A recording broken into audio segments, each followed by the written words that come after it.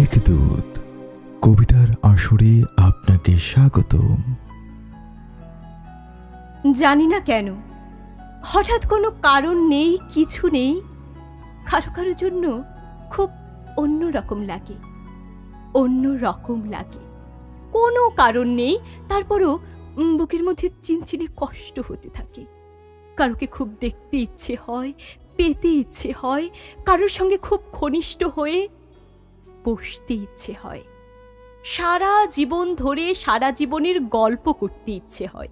ইচ্ছে হওয়ার কোনো কারণ নেই, তারপরও ইচ্ছে হয়। ইচ্ছের কোনো লাগাম থাকে না।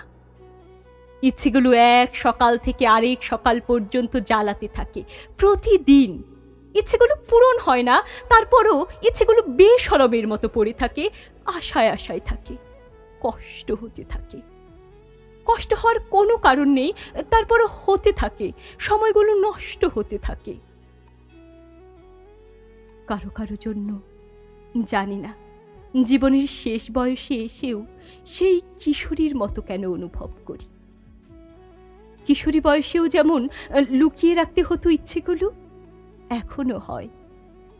কি জানি সে যার জন্য অন্যরকমটি লাগে, যদি সে ইচ্ছেগুলো দেখে হাসে, সেই ভয়ে লুকিয়ে রাখি ইচ্ছে, সেই ভয়ে আড়াল করে রাখি কষ্ট।